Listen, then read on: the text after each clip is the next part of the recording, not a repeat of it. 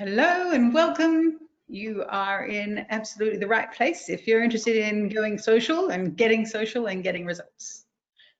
I'm Vicki and this is Laura, and we'll be introducing ourselves shortly. Just letting everybody come into the room, get sorted, get settled.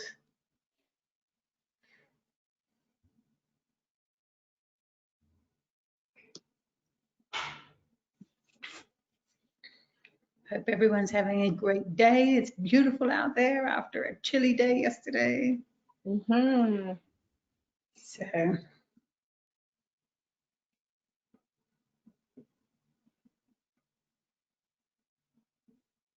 see people coming in. We're still a few minutes before 3, so it'll be a few minutes yet. Just settle yourself in and make sure you've got something to make some notes on. And we'll be sending you the presentation later too, but it's always good to have your own notes.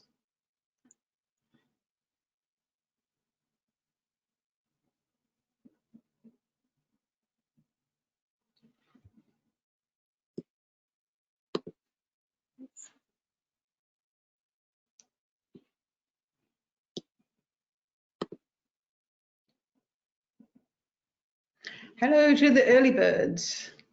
Thanks for coming in and being on time. That's always great. Yeah, I see a few familiar names. Hi, April. Thanks for coming, guys. Excited to share with you today. We've got so much information. And for those of you who are here already, we'll probably repeat this again, but there is a questions section which you can post questions in as we go, and we'll do a Q&A part at the end. Go ahead and put your questions in, whatever, as we're going along. Hopefully we'll answer most of them before we get to the end, but you know, if we don't, please hit us up. Hi, Judy. Thanks for the shout out. Shout back at you. Thanks for joining us.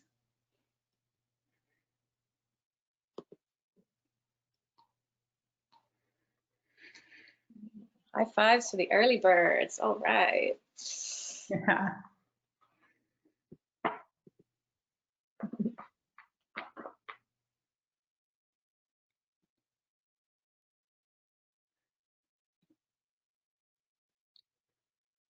Hi, and welcome to those of you who have just joined us.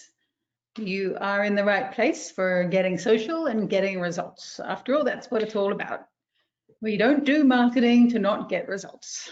So that's what we'll be looking at today, and some tips and tricks on how to make it easier on yourself. Social media can be such a time suck. This is one of those things that suddenly you've lost half an hour or sometimes an hour on. Hopefully you've done what you went in to do, but it can be a little more efficient, we've found, so we'll help you with that. Oh, someone's saying they can't hear.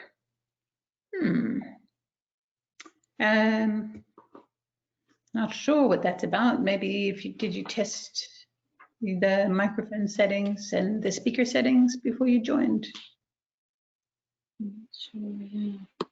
I'm not sure if you can duck out and duck back in. Yeah, maybe that might work. I'm not sure either. Because that's not going to help because I can't hear. I'm talking to someone who can't hear. Okay, sorry, Jeremy. Thank you, Shelley. Looking forward to giving you this webinar, and hopefully we're going to answer your questions.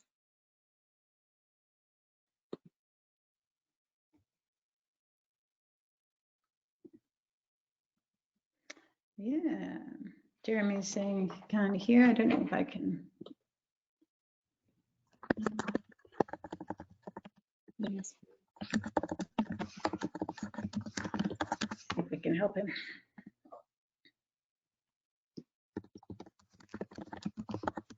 Hi, Diana, if you can hear us. Yes, I see you.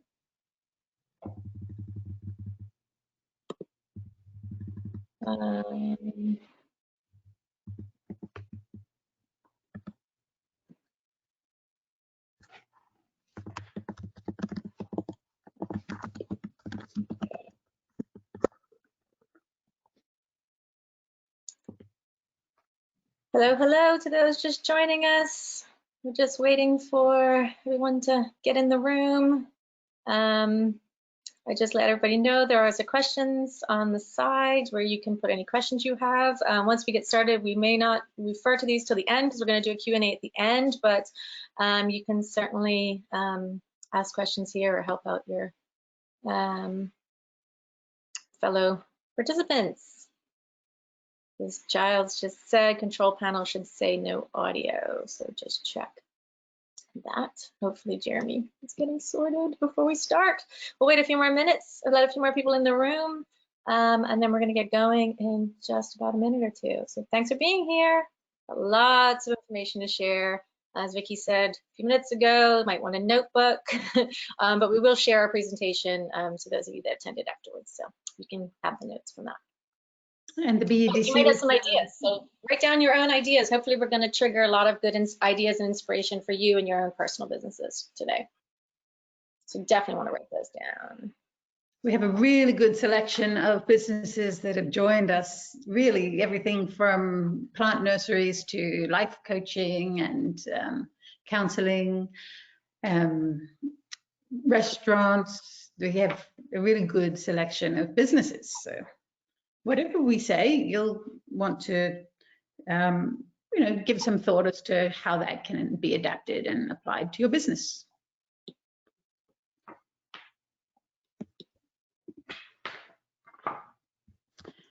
So it's a couple of minutes past 3. What do you think? Yeah, let's get going. Thanks for everybody who made it here early and on time, and everybody else will be able to jump in and join in with us, Vicki. So I say, yeah, let's go. So on to our agenda, so we can give everybody an idea of what we're doing. Right. And first, introductions. For those of us who haven't worked with us in the past or don't know how we got here, Vicki Abraham. I'm a PR and communications specialist. I'm often the name behind the headlines that you'll see in papers and through other marketing medium, because I like to help businesses position themselves for positive publicity. That's my thing. That's what excites me. I got into the business several decades ago. We won't count. Started as a journalist. And I love sharing stories and finding newsworthy angles. And so over the years, my work has morphed into publicity, marketing, and PR. I've led communications and marketing teams in the nonprofit sector. I was working with Logic, IBL at the time, in the early 2000s, and also I've worked as an independent consultant in the UK, Channel Islands, South Africa, and Australia. So more recently, I came home I led the communications and PR team for America's Cup in 2017, and more recently, the World Triathlon Bermuda for the last 3 years, which is where Laura and I started working together. Yeah, thanks, Vicki. I'm Laura Bell. I'm a graphic designer by trade, and I've been a solo entrepreneur myself since 2012. I currently work with some of Bermuda's biggest brands, including the Bermuda Tourism Authority, the Bermuda Business Development Agency, and the Regulatory Authority. I also work with some large retailers like Marks and Spencer's, Joshua Bate, and Noah's Ark, and as well as other small businesses and even some charities. My motto in business has always been to treat every client like they're my only client. Vicki and I have worked together on several projects, like she just said, and including our favorite, our baby, the World Triathlon Bermuda, which we are very passionate about and a little heartbroken this year, of course, with its cancellation. And last year, we just decided, after working together on such great projects, that we really enjoy working with each other and we complement each other very well. Vicki's an expert in communications and I do the design side, and together we kind of have our shared expertise to do branding and help businesses with branding.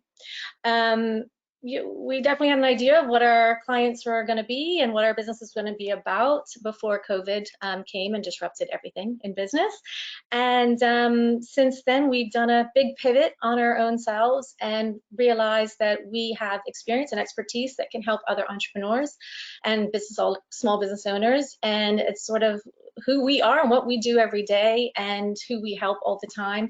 And we realize that that is really valuable right now. And we've been enjoying helping and coaching and doing webinars, and who knew? I certainly didn't think that I would be doing this here today, but it's been really exciting and a great journey to go on. And Vicki's an amazing business partner, and together we are building some more really cool things, which we'll share with you later. And we're just glad we can be here today to help you with some ideas on how to improve your social media and get some results. There's a lot of confusion and questions, and it's overwhelming, and we understand all of that. So we're gonna try to drill it down to basics and give you guys some tips, some tricks, and some ways to make it as easy as possible for you to get the most out of it. Right, so while Laura is sharing her screen, we are going to just walk you through what we'll cover today, so you know what to expect. Really, we're going to cover the basics: what, why, and how, and then a few others. So, what is social media? Well, you'll find out that it might not be what you would expect us to say.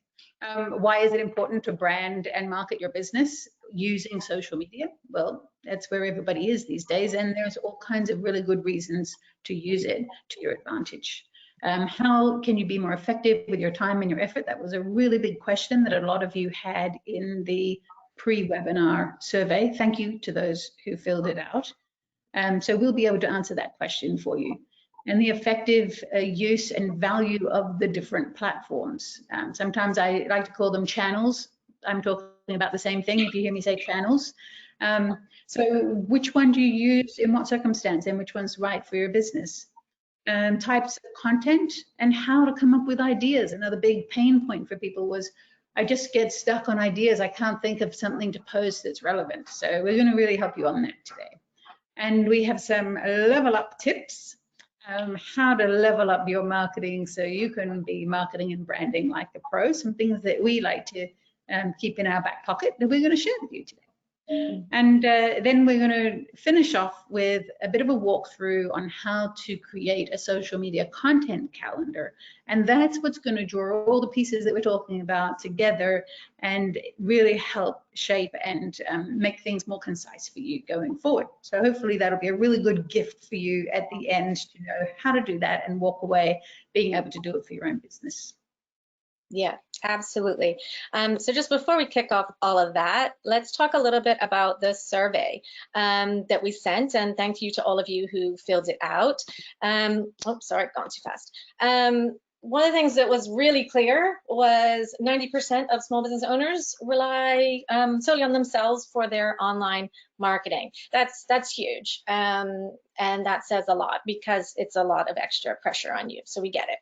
And 44% of you do not have a website. And that said to us that you really need social media marketing to be effective. It's more important to you than to others that do have websites. So those were two big numbers that we thought were really interesting that came out of this, and will definitely, factor into your business decisions. This was not surprising at all. Just about everybody uses Facebook. 90% are familiar with and best at using. That didn't surprise us at all. Instagram, of course, second, right behind there. Lots of you use WhatsApp and chat groups. That's helpful.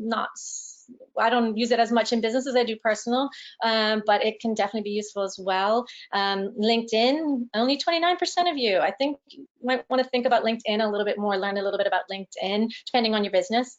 YouTube's a smaller percentage, but interesting. Twitter, Snapchat, and other.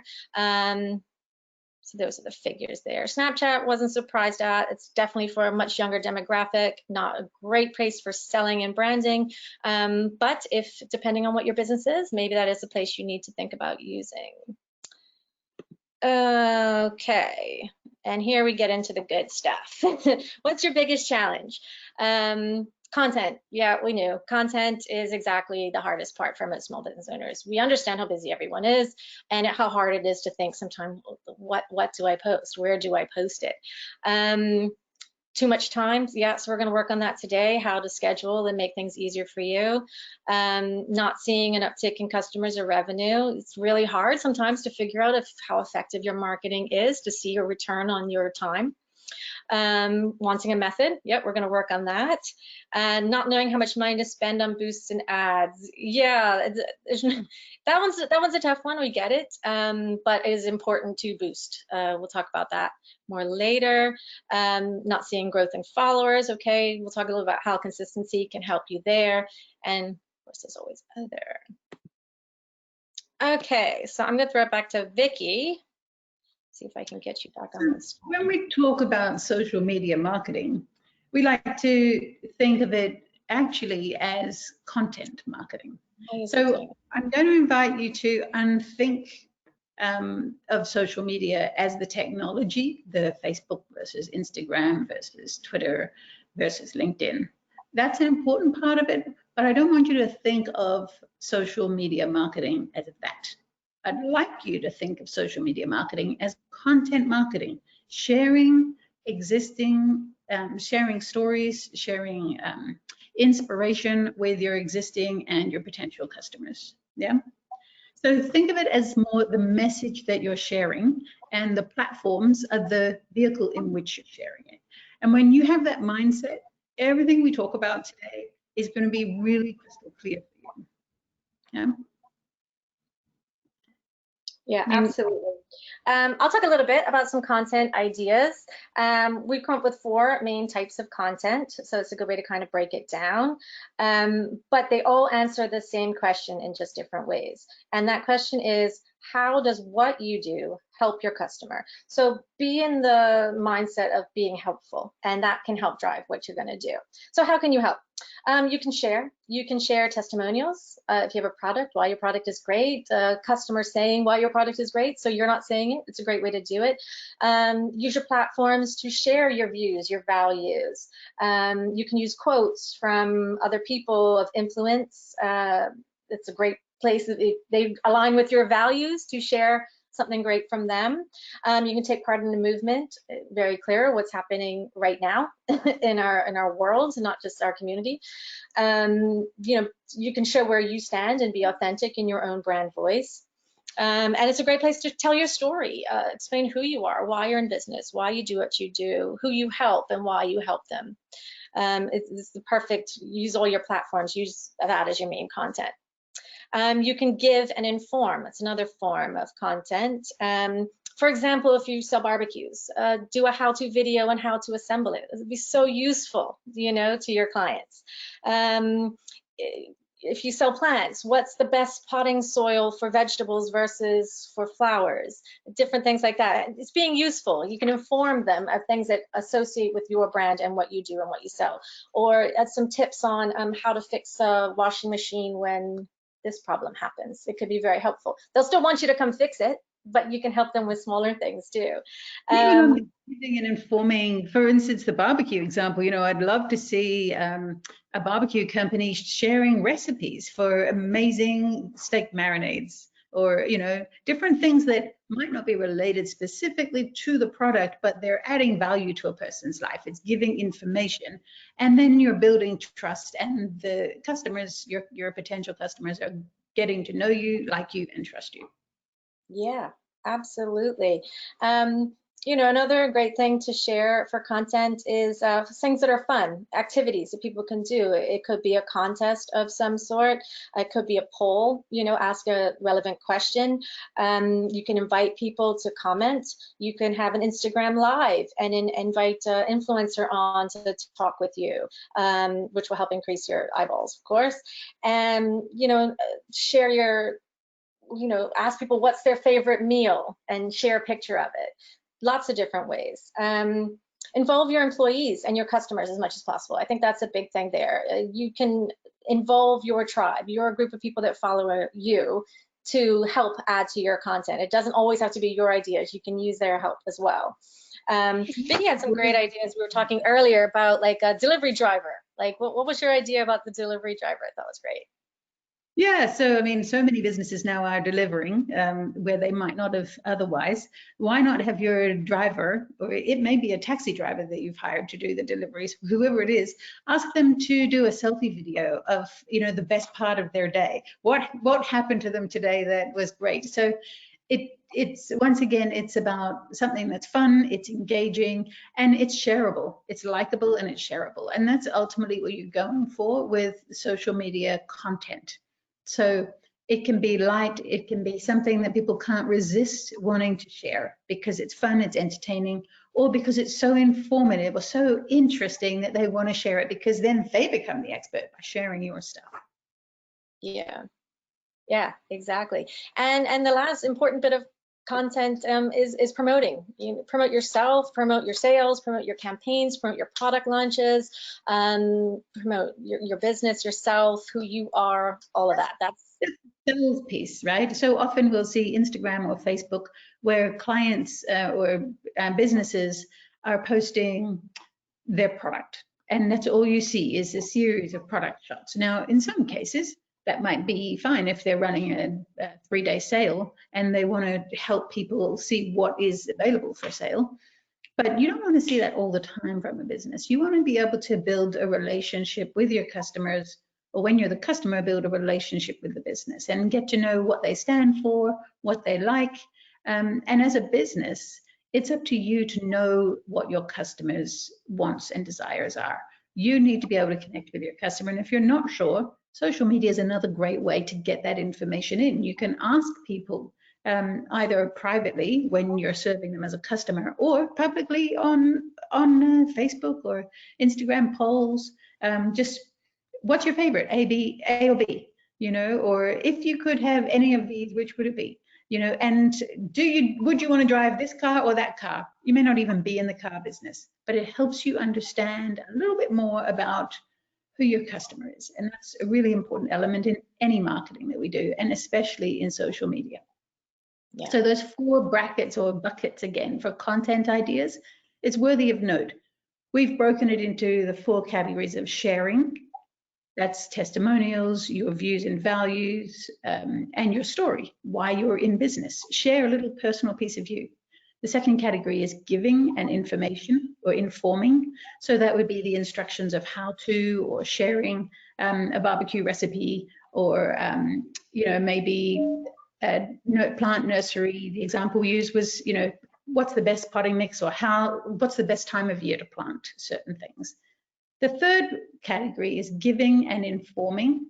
Sorry, that's the second. The third is fun and activities. And then the fourth one is promote. That's when you can get more into showing your products and promoting what you sell.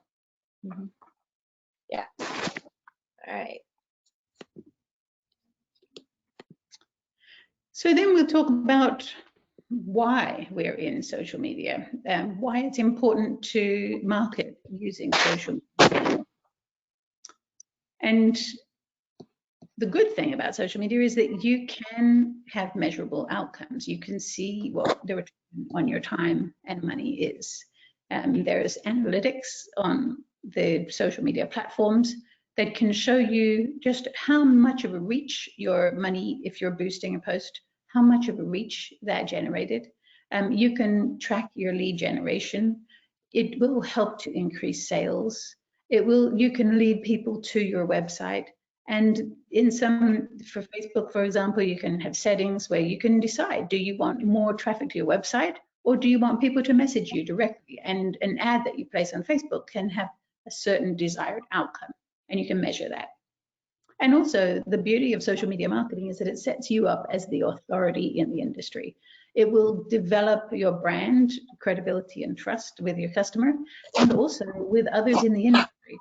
And from a PR perspective, that's an authority in the media as well when you do it well. People will come to you as the market leader, not just as customers, but for your opinion as well. Yeah, absolutely.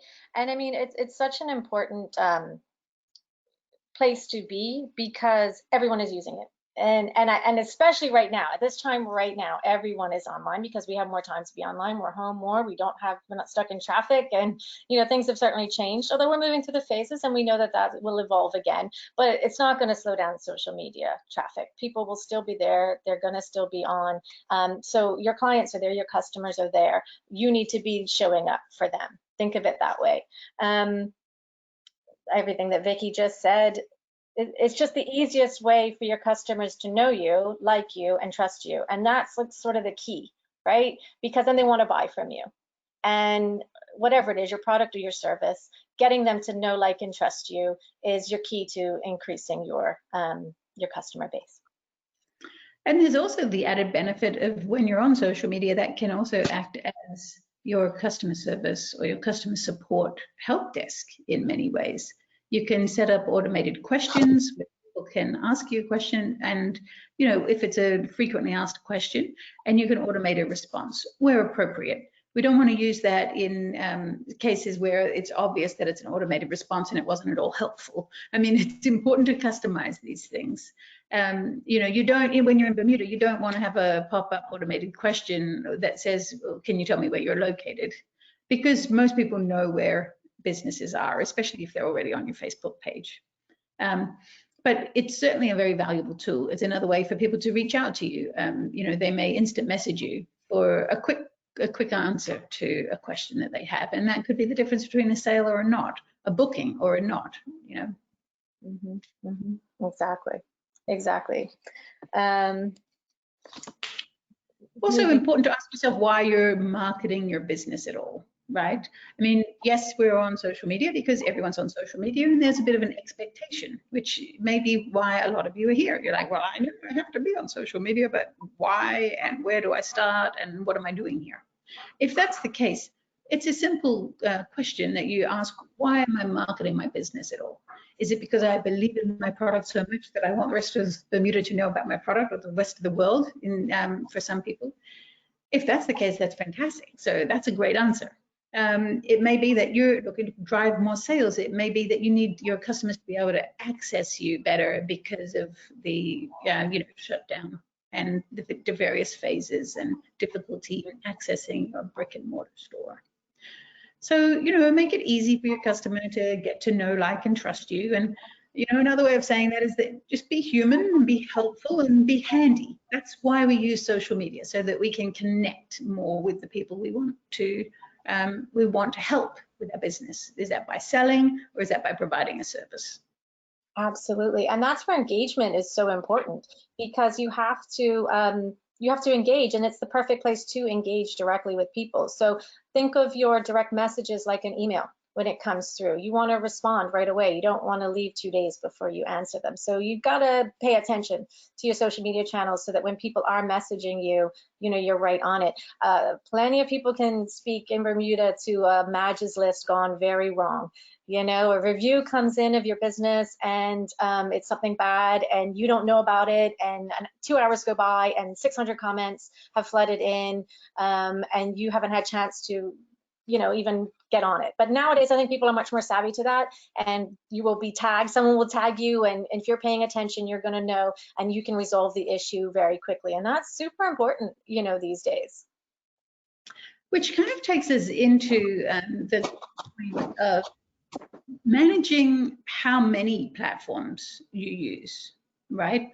Which will probably lead us into the why. I mean, the how. How are we going to be on social media? It's important to be effective with your time, with your money, and just as it is in any other area of your business, don't try to be all things to all people, and don't think that you have to be on all the platforms, because you definitely don't. The best way to do this is to start with one and dominate it. Really learn it well, get to know it, use it well, connect with your customers well, and you'll be saving yourself a lot of stress, because the more channels you have, the more telephone lines effectively you've opened for customers to reach you. So do be mindful of that flip side of it. Yeah, and your time too, right? Because time is valuable. We have to understand that. So it's not necessarily to be everywhere all the time, but the ones that we're going to talk about in a minute, which platforms make the most sense for you, I think that's going to be very helpful when you kind of break down. It also should be a bit about where do you enjoy? Where do you hang out? Do you like Facebook primarily? Do you like Instagram more? Are you on LinkedIn because you're a business to business and you've got to be networking with those other business people? So that is probably where you should be spending the most of your time and your effort and your energy on those platforms. I mean, with 90% of everybody on Facebook, you know, as a good example right here, it's kind of, that's the one you got to really be on for sure. And Facebook also, especially if you don't have a website, it can work as your website because it can still give the information to people who want to find you. It can be your store hours, it can be your contacts, where you're located if you have a brick and mortar place for people to come to.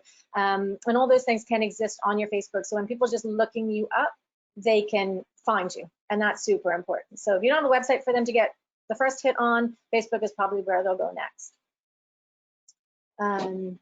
Quality. Sure. I like that. Quality matters. Quality is really key. It's better to take a little more time and put quality, and I'll put consistency in there too. It's another big thing. You know, we're big in branding. It's what Vicki and I are passionate about. And a big important part of branding is quality and consistency, and having it the same throughout all your channels. So you can create one piece of artwork, and that design goes through everything that you post, so that it becomes very recognizable. You know, you see it over and over again, people recognize it. We've had that own experience. We actually mentioned the last webinar too, for those of you who were on that one, that, you know, we posted something and then BEDC was kind enough to advertise, you know, the webinar for us. And a friend of mine mentioned to me, she's like, oh, somebody's using your branding, your colors. I was like, what? And then she goes, and then I realized it was you. And it was, I was like, oh, wow. She recognized it was me before even knowing it was me, you know, so that really showed me the effectiveness of just keeping that consistency throughout what you do. It just makes you recognizable. You can use your logo in fun ways. Like, for instance, you can see in the presentation, I use the half of our diamonds at the top of every page. It's a small part of our logo, but it's repeated, repeated, repeated. So it becomes part of the background, almost iconic and simple, but it shows that this is our presentation and you will recognize it as ours. So that's what businesses can do using that consistency. Quality, it's worth to invest a little bit and get a good return out of it, you know, by using it throughout everything. So you only really need one great design, and then you can use it all over the place, all the time. And rebrand is necessary, right, Vicki? Yes, and Laura, you we might be sharing this in the level up tips closer to the later in the presentation, but did you want to share about how people can keep that consistency in branding? Do you have any tips on how they might be able to manage that themselves once they have a good design? Sure, sure. Well, you know, part of the things when we start with branding, you start with who you are and what your story's about. And the more you dig into that and who your client is and who you want to attract, you can start to understand what's going to work to attract them. So it's a color palette. Perhaps it's something muted and soft, or perhaps it's something really bold and dynamic. And once you've kind of chosen that color palette, and you want to think about a neutral, a bright, and a couple nice complementary colors that go along with it, you can then use that color palette through whatever you do. You can pick a style of photography. Maybe you just want pure black and whites to have real dramatic impact. So use black and white photography throughout everything. Or a muted color palette, again, works with photography as well. So if it's pink, choose pink shades. Or, you know, if you really want it to be Bermuda, then you use Bermuda blues and pinks together. And but it's the consistency of always doing it. And Vicki, the communications would say, do the same thing with your messaging, making sure your messaging is also consistent and clear throughout everything that you do. And when you kind of blend those two things, people will recognize you really easily. And it won't feel so repetitive, it'll just feel familiar. And that's the important thing. And the key to all the different platforms is you can use them all in very different ways. So if you're someone that loves social media and wants to do a lot of it, you can do it in lots of different ways. You know, I'm probably gonna explain this more later, so I'm not too repetitive, but if you write a blog for your website, you can turn that into a Facebook post. You can turn that into an Instagram quote. You can turn that into a how-to video they put on YouTube. You can use one part of your content and repurpose it all across. And it makes it easier. It sounds like a lot. Oh my God, I gotta do all this. But there's lots of ways you can automate it and make it really easy for your business. And it's okay for people to use templates because they're much more advanced now than they have been. Yeah, I mean, templates are okay if they want to keep the consistency going and yeah, absolutely. themselves. Yeah. Absolutely. I mean, most of you are probably familiar with Canva. If you're not, check it out. It does make it super easy for you to be a graphic designer. Sorry, graphic designer friends, you will not be happy with me saying that.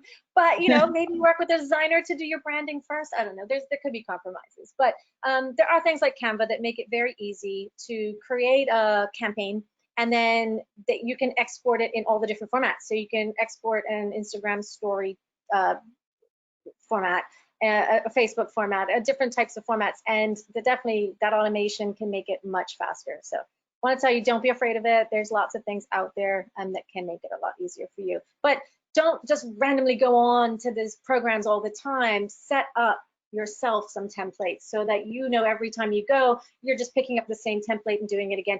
I mean, we do that with my constant contact, for example, in the email programs I use. I'll set up a series of templates, and then every time I'll just reuse the one that suits the type of email I'm sending out. So I automate those processes to make it easier for myself. So I'm not reinventing the wheel every single time. Great.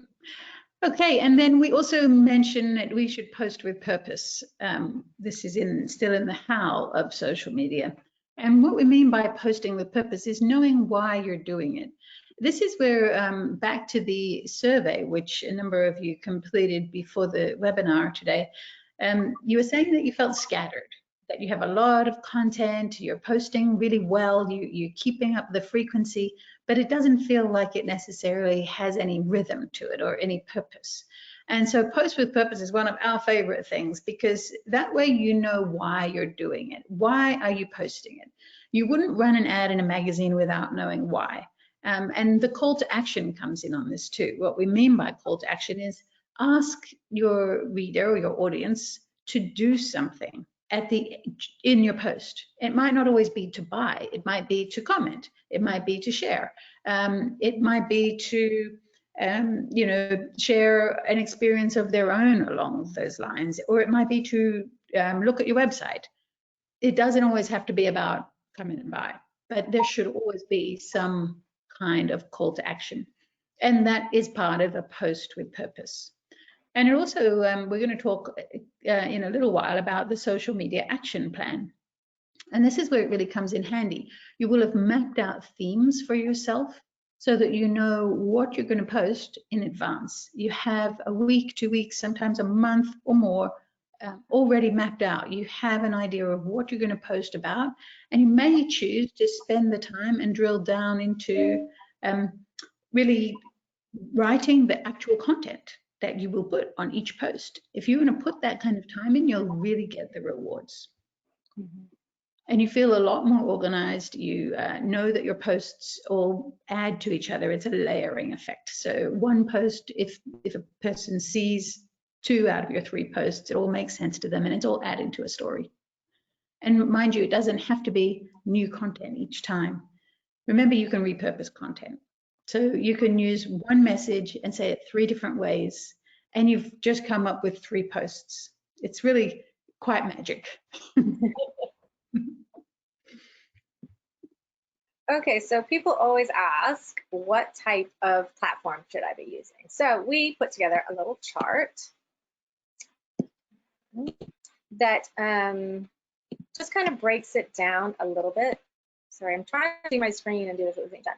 Okay, so this is kind of what I always tell people. Facebook is like a glossy magazine. It is full of news that you're interested in. It's full of beautiful pictures. It's like your personal, I should say your personal magazine. So it's your friends and family pictures, right? Their vacations, their kids, whatever. It is, the news because you follow certain news sources. It's lifestyle stories of things that you're interested in because you're part of this group or that group, or you're following this business or this person who's an influencer of some sort, this celebrity. So it's all that information, and it's big, right? It's broad, it's general, it's your biggest source of everything. With 2+ billion monthly users of Facebook, I mean, just imagine, that's a huge amount. And the demographics are pretty much everybody. I mean, the young kids tend not to like Facebook, I hear all the time, but pretty much everybody else is on there. It's the most popular social network in the world. It's very easy, and it's easy to do lots of different things on it. You can set up groups, private groups, public groups, if you so inclined to monitor them.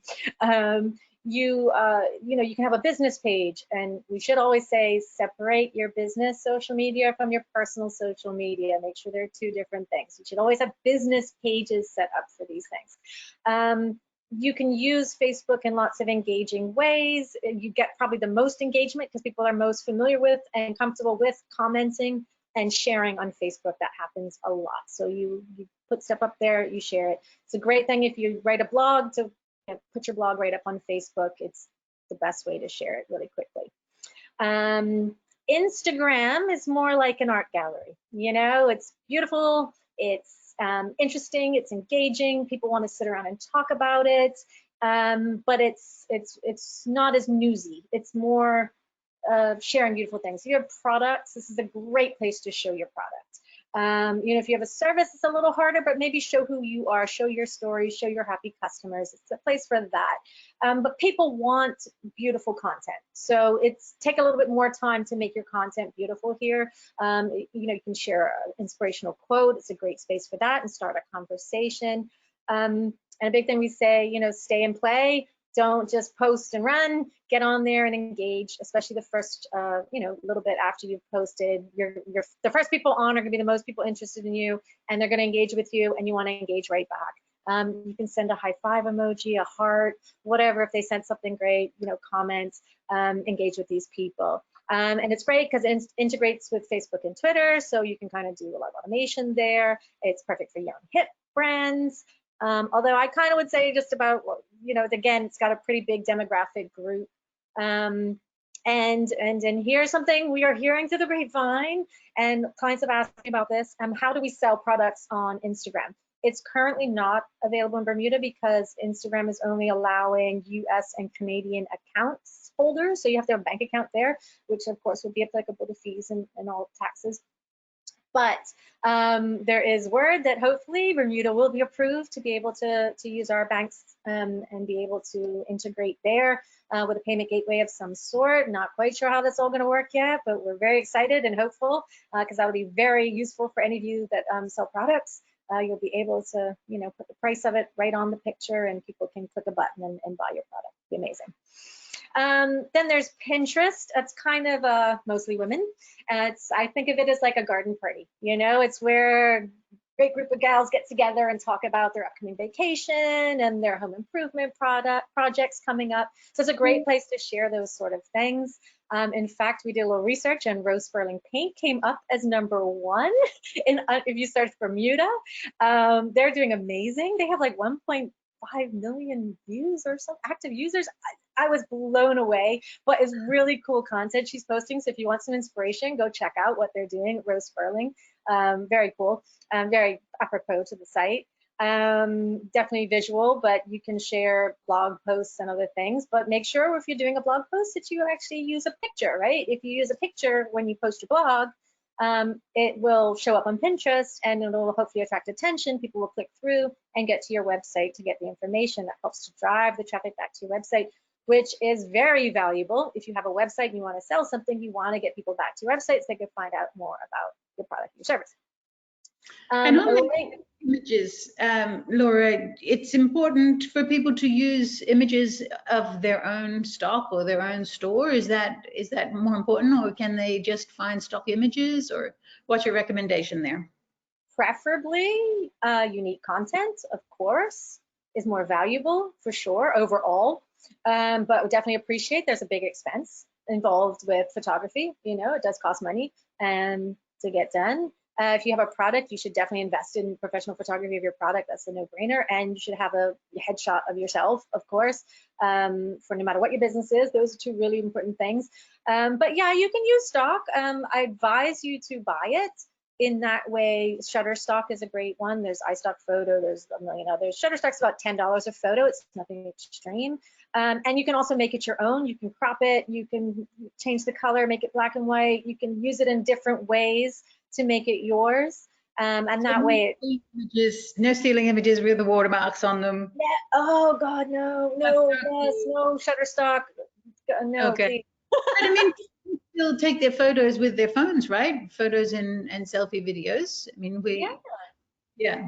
So A lot. we have that ability. Our phones are incredible. I call my thing a camera more than I call it a phone because I use it more for taking pictures than I do for making phone calls. So absolutely, you can get great your own content. Yeah, use yours. Use yours primarily, and when you need to fill gaps with stuff, there's that option. That's kind of where I feel on that. Yeah, yeah, and people will relate more to something that's local, something that they know is in your store or in your neighborhood, or yeah. Oh, Yeah. 100%. Absolutely.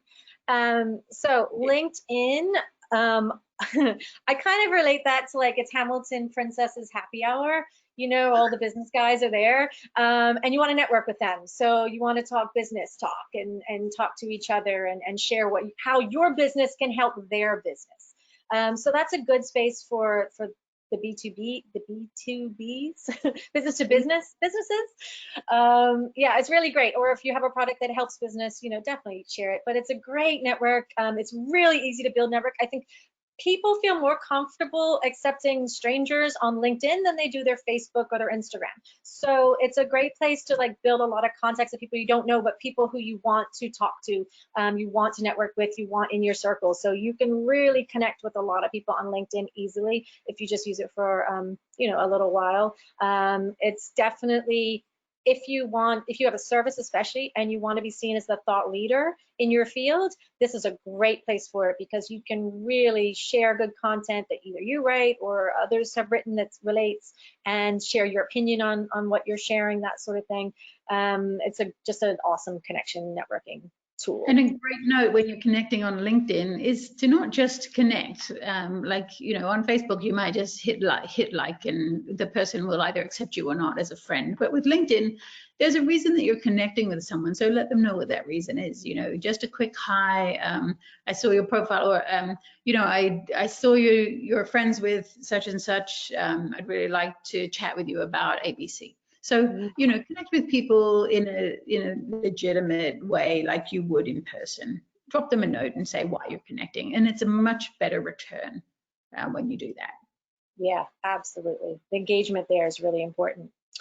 YouTube, I think a lot of people didn't know that 2 billion people use YouTube. Well, probably do, because you probably are using YouTube, but you're probably not using it for your business. And there, I think it's very undervalued for that.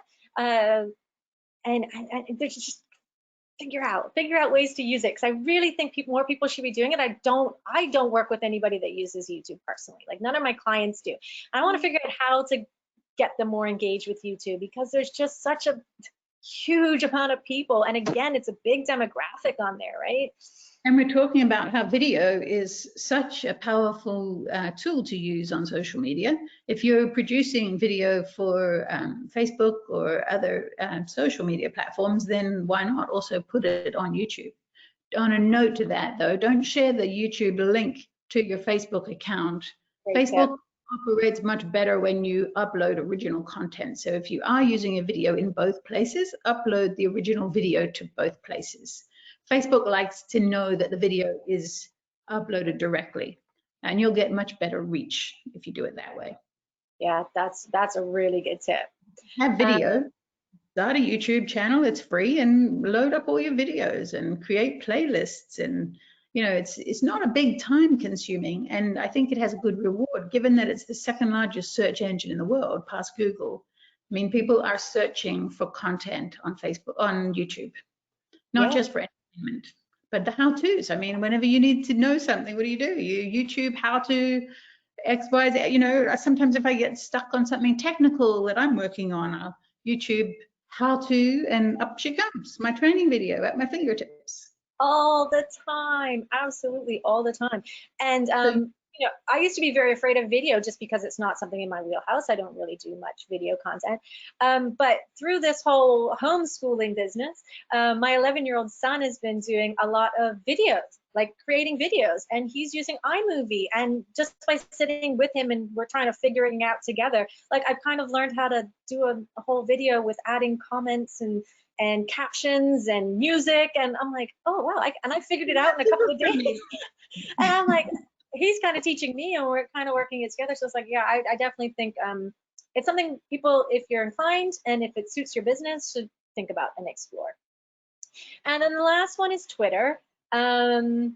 Twitter is kind of like, how do you explain it? Like a newspaper.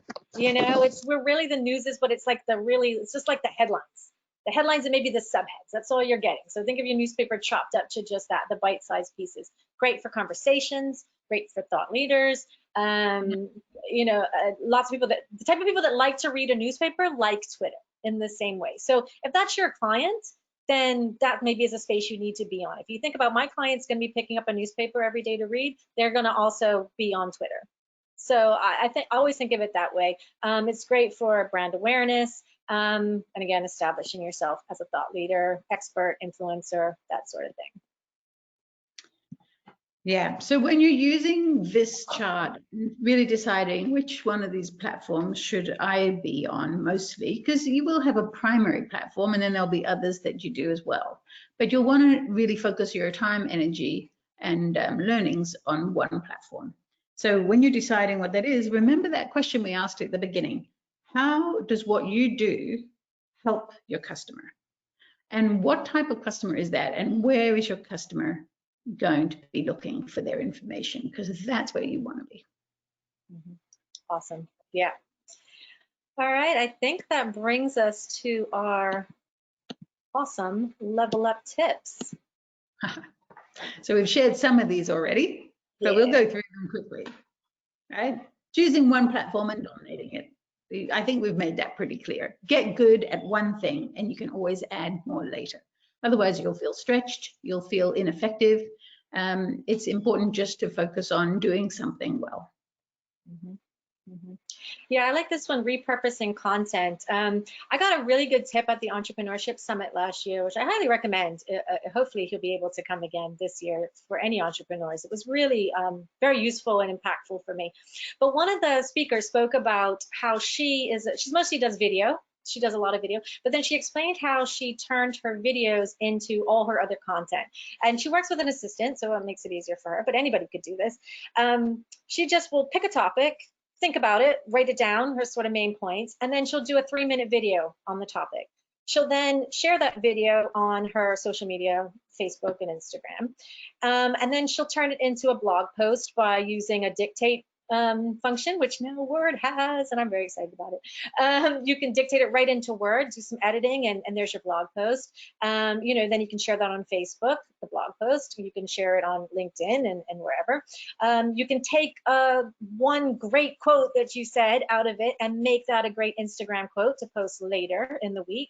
And you can continue to use one 3-minute video in multiple ways. I just thought it was a really good tip to sort of make it all easier. And if you've got a young person in your life that needs a summer job, hey, a great internship opportunity to help you with some social media, you know, maybe this is a great way to do it. You know, you do the video and let them take over from there. So that's one way. And on a scale, you can just think about one piece of information that you want to share, and you can do the same thing with that, right? You can do a quick selfie video. You can take some of that message, turn it into a quote, put that out as a post.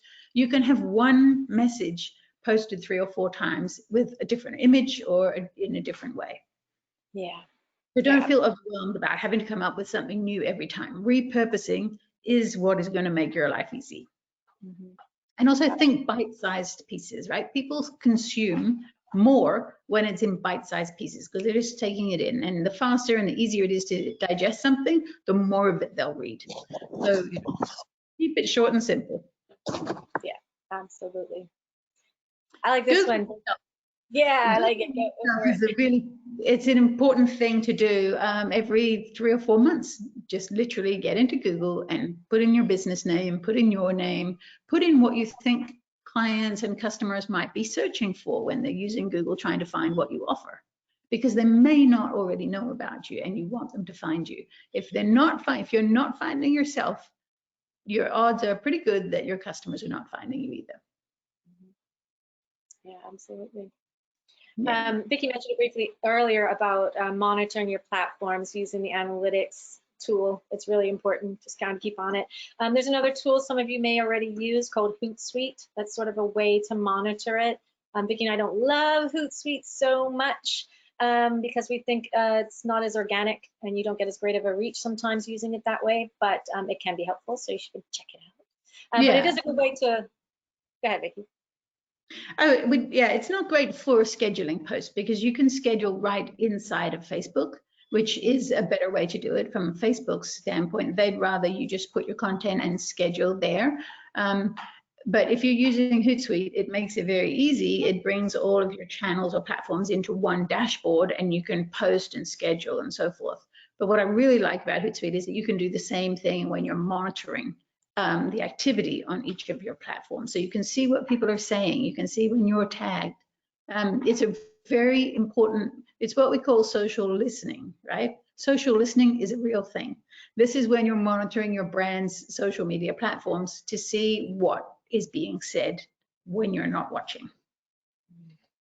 So you get customer feedback. It also can really help you to manage your message, because if you can see what people are thinking in the comments, then you can, it's not always going to be detrimental, but you might see something that people really love, that they're really resonating with. So of course you'll want to do more of that. So it's just a great way to tune in to what the market and your customer is saying about you and how they think about your product. And you can also keep track of your competitors that way. So that's nice to see what people are saying about other services that are similar in your industry, so you can know what to do more of or less of. Yeah, absolutely. I think we've touched on most of the other ones here. Building communities, that's what I was talking about. So with Facebook, having different groups, and you can really explain it that way. Expand yourself that way, I mean. Don't post and run, keep it consistent. Tag, share, and collaborate. We haven't really talked about collaboration, but there's a lot that can be done these days to collaborate. And there are some growing influencers in Bermuda. Some of you, I will mention her because I think she's amazing. Danielle Painter of the NAB app. She is an incredible influencer and collaborator right now with a lot of local brands and businesses.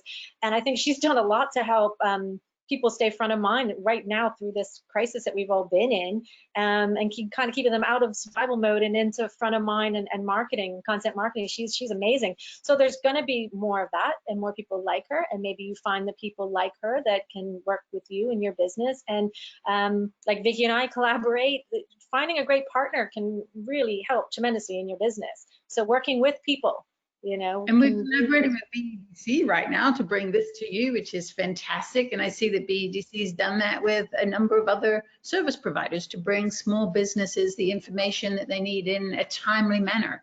And so, this is where you grow your audience, you grow your exposure. People get to know about you that they wouldn't otherwise have crossed. You're really networking groups within groups.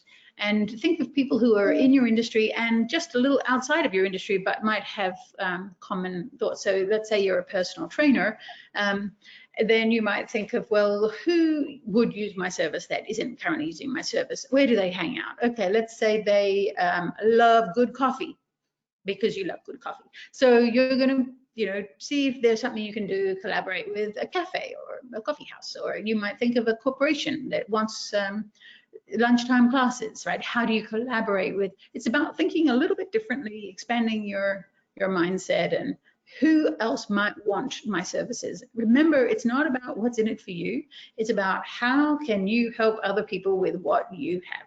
That's the key. Exactly. And that's why the last tip is treating your DMs, direct messages, like emails.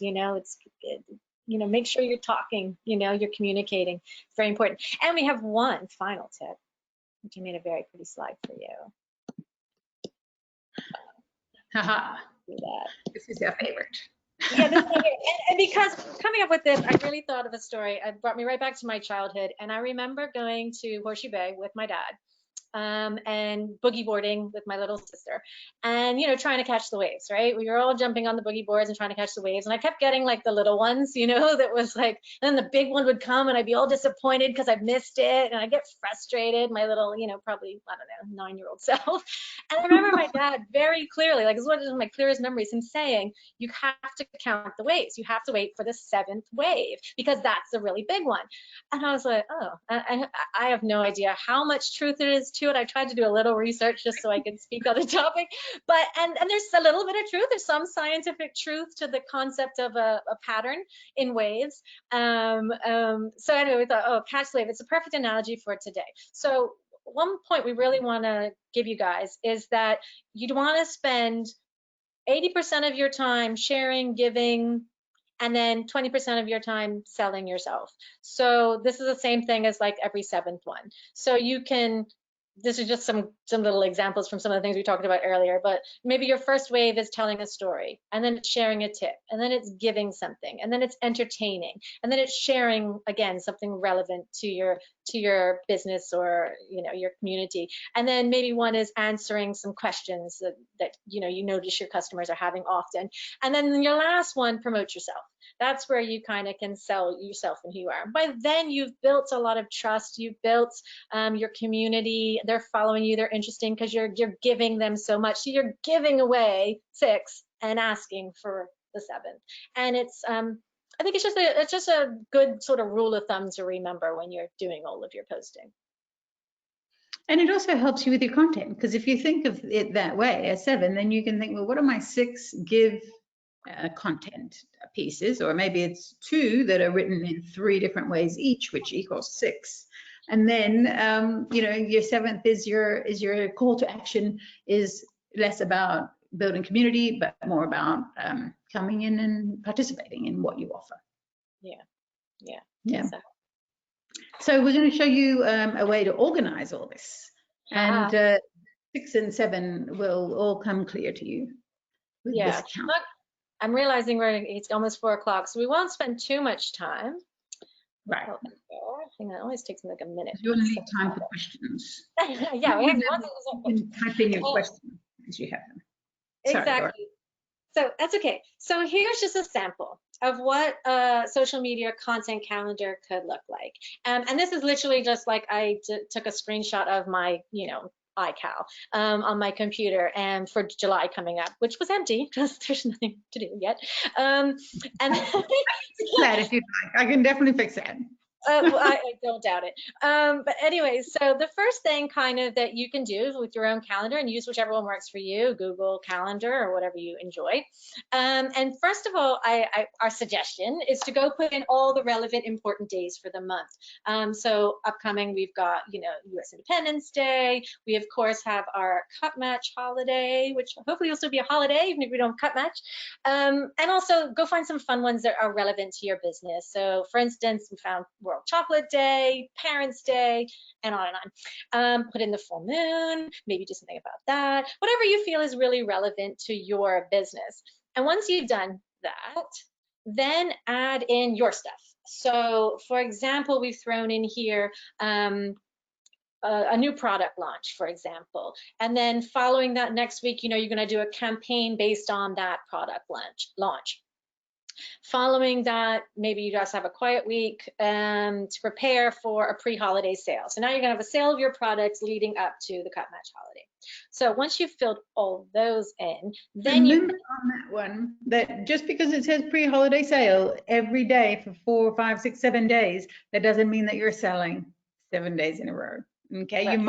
You might leading up to the sale, but there might also be a fun campaign where you're doing a countdown, or you're asking a question, or you're doing a poll on this or that. So remember to just keep it, mix it up a bit, right? Exactly. Yeah, but this is themes. This is helping you with themes so that you can organize your content. Exactly. And I mean, if you're really great, I would say try to do this for the next 3 months. Get this at least part done for the next 3 months. And then the next thing you want to do is build your social media around that.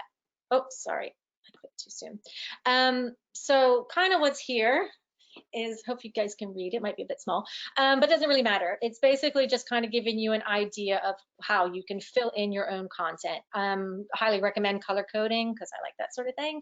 And then you can decide what different platforms you're going to use. I just kind of threw a bunch of them on here, and then I broke it down. So on Canada Day, you might just want to post a happy Canada Day message through your Facebook and your Instagram. And it could just be a picture with those words on it, whatever is applicable for you.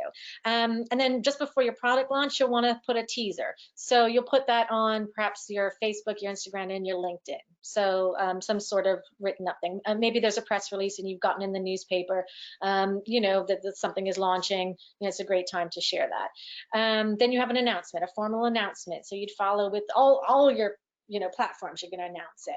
And then you want to mix it up on, July 4th, a happy Independence Day message for all of our US friends.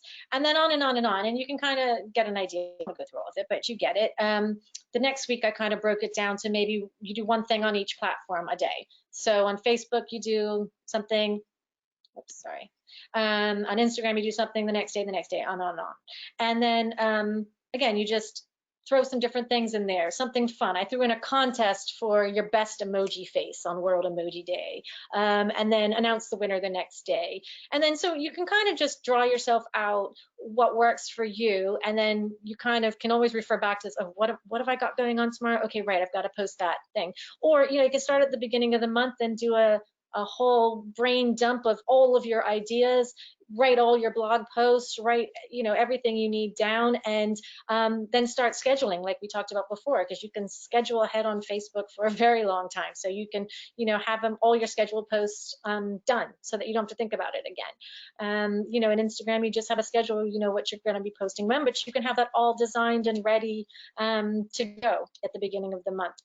Also, Laura, I find that when you're doing scheduling in Facebook, don't bother to write it down in a different file and then put it into Facebook. You can literally just come up with the words whilst you're scheduling. It's actually a little more intuitive. You're in the platform, you know what it's going to look like. It shows you the preview, it shows you how it's all going to be, and you can just drive through and create posts, and then to the next one, create posts into the next one. And if you can set aside a couple of hours of one day where you're just doing that, you can take care of your Facebook posts for 3-4 weeks.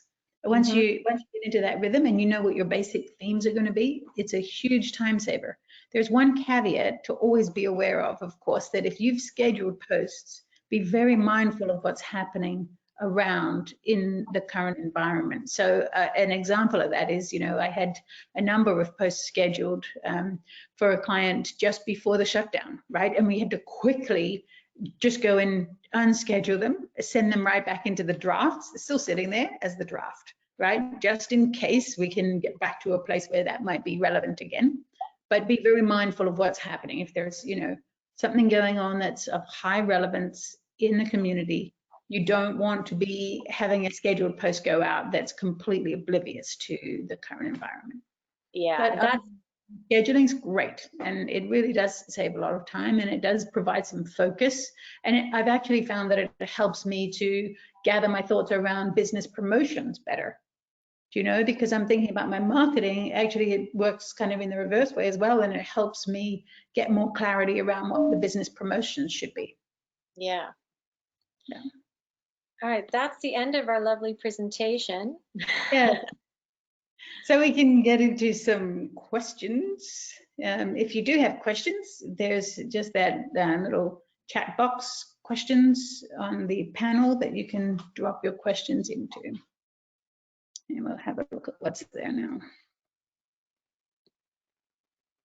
So Shelley's asked, what's the best way to maximize marketing and advertising on Instagram? Have we answered some of that?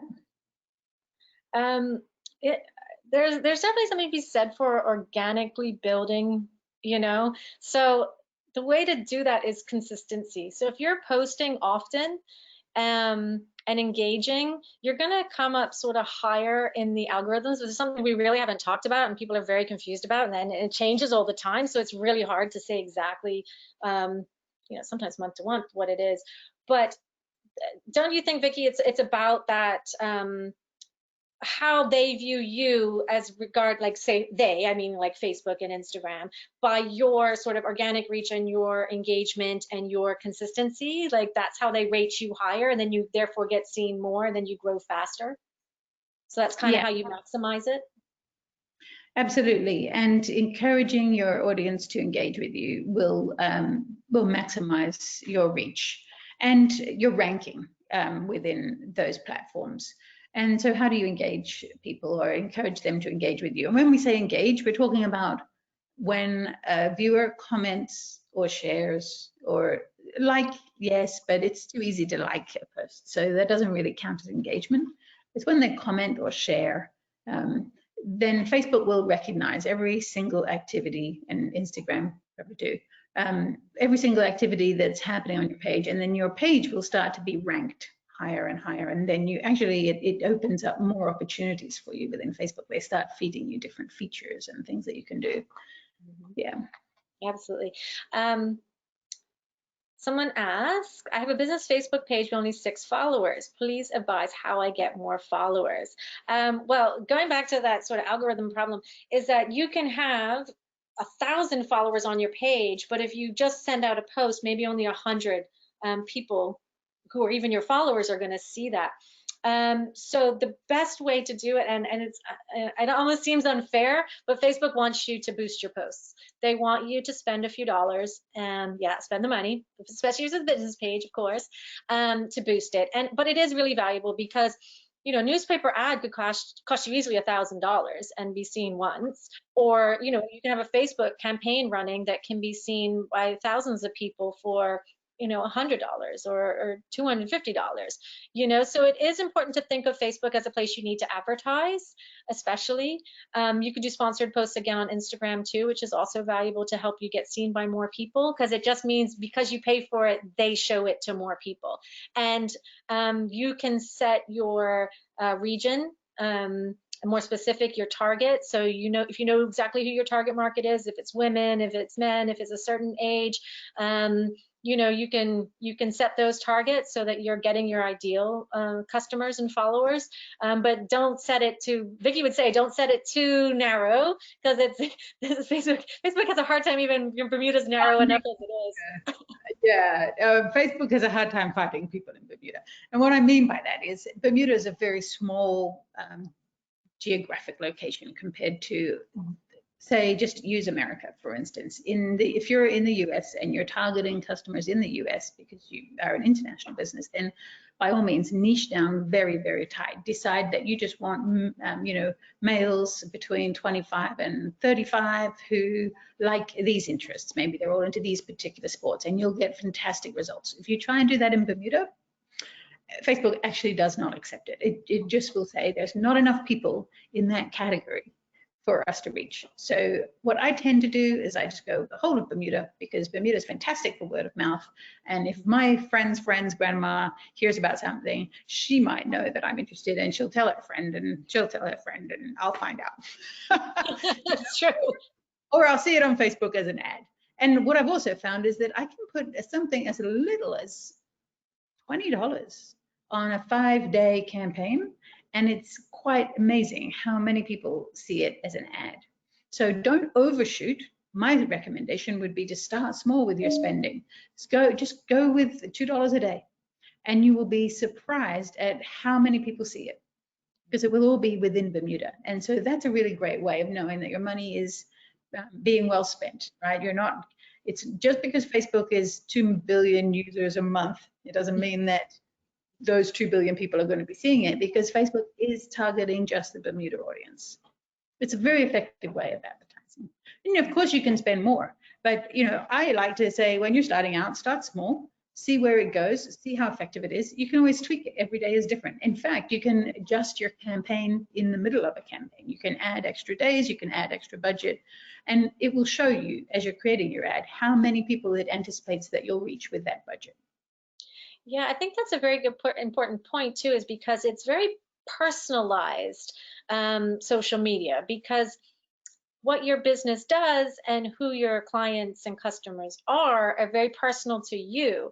So, you know, maybe your ideal customers are online at 6 in the morning, or maybe they're online at 3 in the afternoon.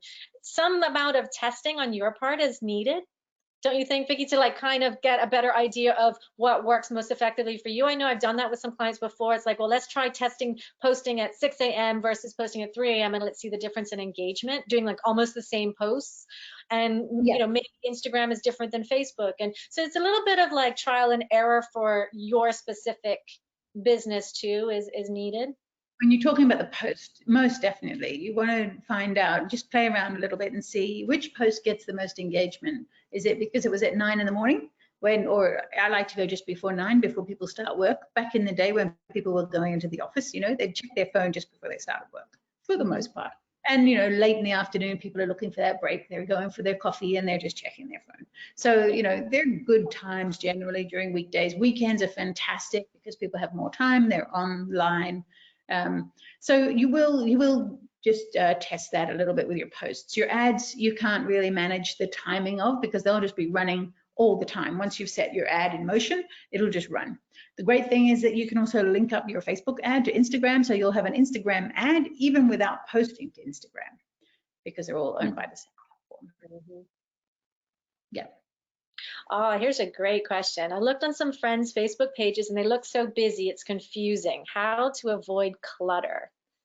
I think that goes back to what we were saying about the consistency and the branding and the, having a palette and not having too much repetition of the same thing. So it kind of goes back to like sort of all of our tips to, and also get inspiration. I really believe in this. Like, go and see who is doing it really, really well and who is building great followers and who has high engagement and see what are they doing right. There's one person that you may have heard of, Gaynette Edwards, I think is her last name. Forgive me if I got that wrong. But she's Bermudian and she's doing some amazing stuff. She's got a really big following. And one thing, when I went through to look through her Instagram account, she uses the color yellow as her signature color. And in every picture of her, she's wearing something yellow. It could be earrings, it could be shoes, it could be whatever. But throughout her whole Instagram account, you will see yellow. But it's not to the point of oversaturation. She does it like, she gets it like just right, where it's immediately recognizable as her, but it's not where you're like, oh God, like, too much. She does it just right. And she puts in a blend of pictures of her, quotes, testimonials, sharing information, giving tips and tricks, and selling herself. Like, she just does it really well. So find people to follow that inspire you. And it doesn't have to be in your industry. It could just be somebody killing it in an industry and you just think they're just doing it well. So what are they doing right? Go examine what they're doing right. I always believe in go find inspiration. There's nothing new in art. I'm an artist. There's nothing new in art. It's always about repurposing the same content in your personal way to make your own personal statement. I mean, that's what art is. So I believe. So I think your social media can be just exactly the same. Yeah, and as long as there's some organized thought behind it, that's the post with purpose, then it won't look so busy. I think busy comes from being scattered and from just posting because, oh, I need to post today. Let me just shoot a quick photo or pull something up out of my camera roll. And there's no real thought. There's no, follow through. So that's when you use the schedule, you'll be thinking in advance, you'll have your themes, you'll understand why you're doing it, all of those things. Once you tick all those boxes, it won't look busy. I noticed there's a question here from Michelle. She says, my business typically functions word of mouth. Very common here in Bermuda, right? I've been using Facebook and LinkedIn to raise my personal profile. I'm not sure if I can manage the social media if business picks up and I'm being kept busy. So how important would it be to maintain those campaigns if I don't really require them to promote my business? So my first question would be, to answer that would be, does Coca-Cola ever stop advertising? Do any of those big brands ever stop being in the limelight? So, you might not want the answer to be, yes, you need to continue, but that's probably the right answer. You may change the type of your posts. You may not be making them so promotional to drive more traffic if you feel like you won't be able to keep up with the demand of the customers. If maybe your business has an opportunity to have a waiting list, that would be a fantastic problem to have. If that's not the type of business you have, that's fine, but definitely stay in the limelight and keep a high profile. And you can always cut back the frequency of your posts, but keep the consistency. Yeah, and I'll go back to what I said. I mean, hopefully if your business is doing so well, it's not that you have the financial need, but if you have a few some room in your budget, basically, you can hire an intern. There's some, to just do that, just handle my social media for me, and you might see that it takes the pressure off of you, and you're helping employing another Bermudian. Could be a really good thing. Just an idea. Yeah. Yeah, there's a question there about what are some ways other than emailing surveys to get some customer or market research to find out what customers are looking for. So there's plenty of great ways to do this. I love social media for that. We talked about it earlier as polls. You can either use the official poll that is available on Facebook business pages. You'll notice that it's not available on personal pages. It used to be, but now it's a business page tool. But what you can do, even if you don't want to use the function of the poll, is a really fun engagement tool would be just to come up with your own question. So which of these three things do you like the most? Or if you had to, which is your favorite? Let's just come out of the blue with something. If you had to take a trip tomorrow, where would you go? Right? And then let's give three: Antarctica, Jamaica, I don't know, Timbuktu, right? So you put three answers in. So this is not a poll function. This is just you creating something. And then the people will comment below with their favorite one. They'd go with 1, 2, or 3. So now you're driving engagement as Facebook platform sees it. You have all these people responding to one post. That's a really big tick in the box for Facebook. They're saying, wow, these people are really engaged with this person. So it's a little bit of a hack. You don't want to do it too often because it becomes inauthentic, but it is a really fun way to find out what your customers like, what they want, and it has the double bonus of driving engagement.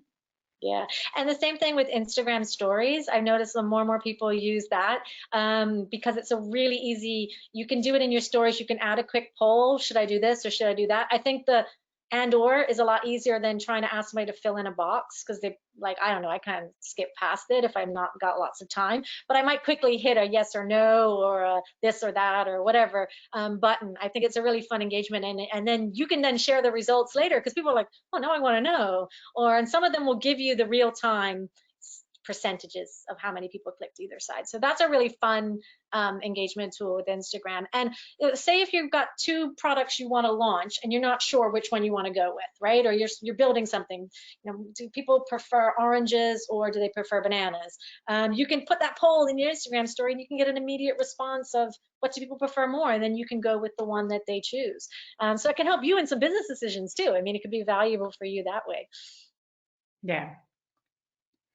Another question, this is a good one. What's a better promotional platform, Google Ads or Facebook and Instagram ads? So is there a better? My question would be, where are your customers going to be hanging out, right? Where is your target audience? Are they online and just, use, I mean, we all use browsers to find things, to do research, to read the news, whatever we're using the internet for. But if they're on a social media network, it's possible that they're already more engaged. So I don't know if you have a view on that with Instagram. I do, and it's like a pro and a con really for the Google ads. And I think it really comes down to how wide do you want to broadcast your message. If it's something you really need broadcasted like everywhere, then go for the Google ads because it will get everywhere. And loads of people will see it because it'll be wherever they're browsing, they're going to see it, no matter where they are, no matter what platform they're on, no matter what they're searching for. There's a good chance your ad, it will be targeted and they will see it. So that's a good thing. It's a bad thing when your ad they're looking at something and your ad is in contradiction to whatever they're looking at. So there's a sensitivity factor that you've got to be very aware of. You can show up anywhere. Do you want to show up? Because people might be searching something very negative for whatever their purpose is, and you could show up there, and that association can happen. So I do think there's a little bit of be careful what message you want to share and where you're sharing that message. In that regard, I think Facebook's a bit better because you're engaging with people who are already engaging with you primarily, as well as expanding your reach and targeting it to sort of where you want it targeted to. I think you can target a little bit easier with Facebook, and honestly, Google ads hurt my head figuring them out. I've designed plenty of them, but like figuring out the how-to is much more, much harder. I mean, that's an absolute science behind Google ads and also YouTube ads. You see a lot of local companies who are advertising, they have video ads inside a YouTube ad, either inside or at the beginning of, right? And they're very effective. but it's really a science to get the balance right, to target your audience, to get the spend right. So that's it. There's no shame in outsourcing parts of your social media, because really it can take up more time than what you have, and you may still not get it to the point where an expert would just knock it out and maybe just charge you a retainer a month to get that done. Yeah, sometimes the time is valuable, right? So it's worth spending a few dollars for your time back and not hurting your head. Yeah. Did you see any of the questions there? There's so many questions. I'm sure we're not going to get to more, but we will try to certainly answer them in another after the webinar. Yes, some of them are really. I think I saw that Anne was asking, how do you post your Facebook ad so it shows up on Instagram without you having to post? So it will show up as an Instagram ad. You may actually never see it. Quite often I'll post ads that I never see, but I know that other people are seeing them. So it's just a setting that when you're posting your Facebook ad, it will ask, well, first of all, you'll need to connect your Instagram account to your Facebook account, your business Facebook account, and then it will just ask whether you want to also have an ad on Instagram. You can also post to Instagram as a post, not just an ad. We're not really in favor of doing that too much, because then you just have too much of the samey and you're mirroring both platforms, and really they have different audiences who want to be spoken to differently, and so it's best to maximize that.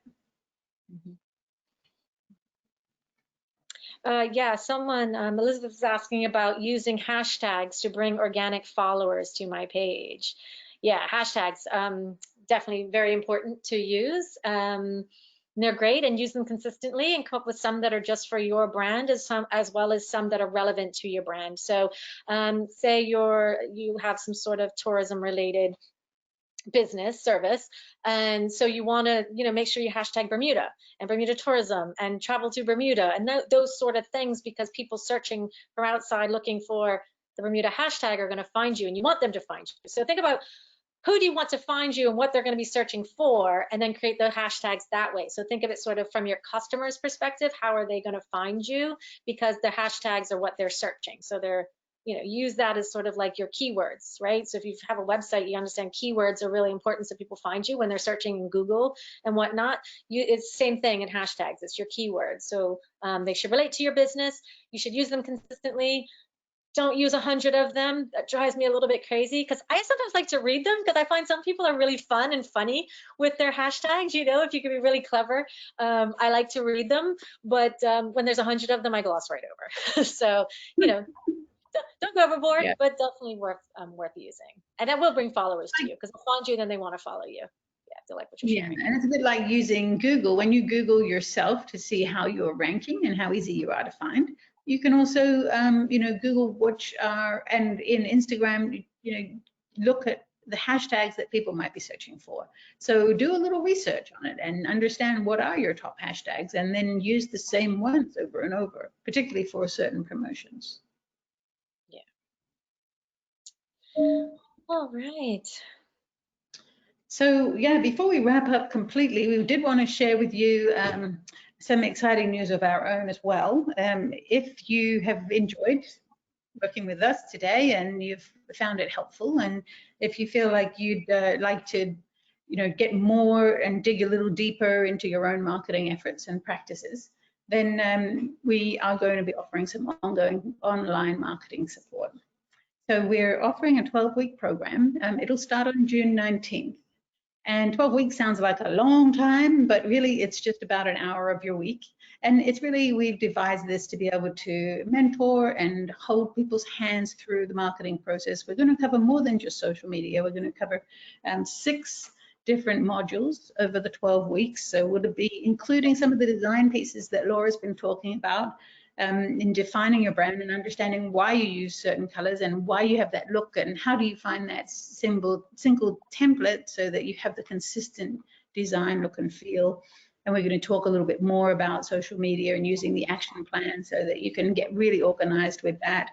We'll have a whole module on communications and what your customers looking for and how do you talk to them and what is your tone and the whole customer service piece of it, the whole reason really that you're in business, right? And we're also going to talk about media relations, how to think like a journalist, how to connect with the media, how to position yourself as an industry leader, and also how to make your website be more effective for you. So driving more leads, collecting email addresses from people, and then what to do with those email addresses, some email marketing campaigns. So it's really quite wide ranging for just 12 weeks.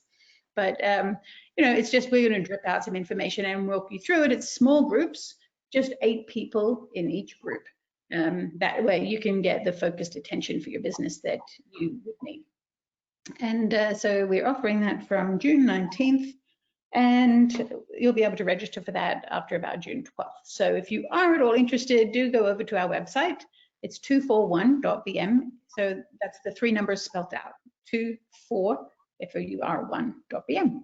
And you can sign up for our newsletter, and we'll be sure to keep you in touch on all of that. So also, because you're a BDC member and you joined this webinar, we're offering introductory pricing for that. So it's only $600 for the 12 weeks and for the full program. So we'd love to have you along in one of those groups.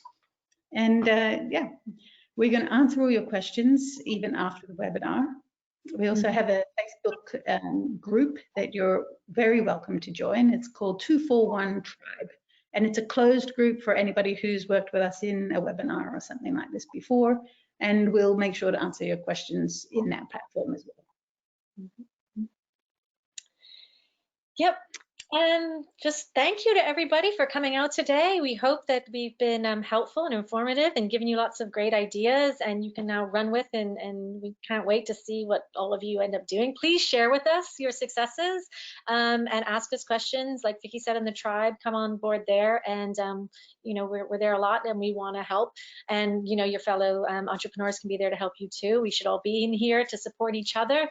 Absolutely big on that. We are going to send you this presentation so you can have the information. So don't worry if you didn't write everything down. We'll have that for you. And yeah, please keep in touch, follow up, and we're here for you and here for each other and for making all of us take it up to the next level. Level up your marketing. And thanks again to BDC. That's the name of our course. Yeah, as a part of them, we love partnering with BDC, and we love helping you with your questions, and reach out to us, and remember to join the newsletter. Yeah, absolutely. Thank you, everybody. Take care. Enjoy the rest of your day. Get some sunshine, and hopefully see you again soon. Bye.